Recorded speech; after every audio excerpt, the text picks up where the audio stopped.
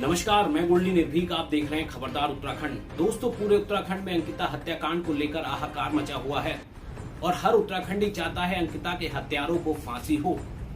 लेकिन बड़ा सवाल यह है कि धामी सरकार का ये लापरवाह सिस्टम अंकिता के हत्यारों को फांसी के फंदे तक पहुंचा पाएगा। मैं ऐसा क्यों कह रहा हूं, ये भी जान लीजिए। अंकिता के पिता न्याय के लिए दर दर की ठोकरें खाते रहे, लेकिन 4 दिन बीत जाने के बाद ये प्रशासन तत्परता दिखाता है। यदि समय रहते इस प्रशासन ने तत्परता दिखाई होती तो आज अंकिता की लाश नहीं, आज अंकिता हमारे बीच होती। लेकिन ऐसा नहीं हुआ। वहीं धामी सरकार के बुलडोजर पे भी तमाम बड़े सवाल खड़े हो रहे हैं। धामी जी को आखिर इतनी क्या जल्दी थी कि उन्हें देर रात आरोपियों के रिसोर्ट पर बुलडोजर चलाना पड़ा?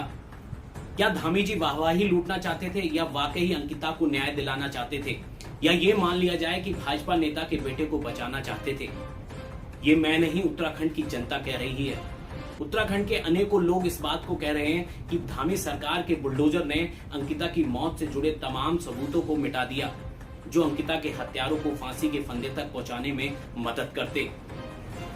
लेकिन वहीं उत्तराखंड पुलिस का कहना है कि धामी सरकार का बुलडोजर चलने से पहले उसने सारे साक्ष्य कलेक्ट कर लिए। लेकिन मैं धामी जी से कहना चाहता हूं कि धामी जी, बुलडोजर चलाने से या पटवारियों को सस्पेंड करने से अंकिता को नहीं न्याय मिलेगा। आप अपने सिस्टम को दुरुस्त करिए।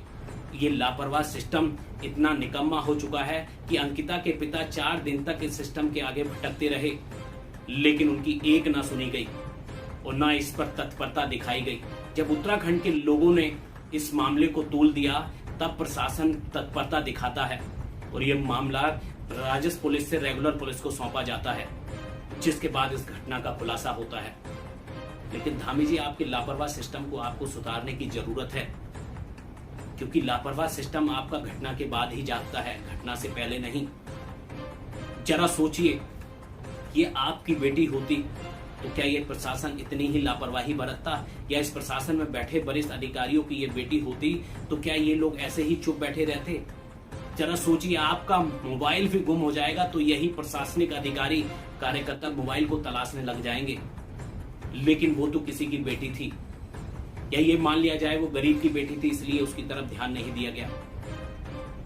या अंकिता के फादर को भी रसूखदार होना जरूरी था, या अंकिता के पिता को भी पैसे वाला होना जरूरी था, इसलिए उसकी तरफ ध्यान नहीं दिया गया। धामी जी, आपको अपने सिस्टम को सुधारने की जरूरत है।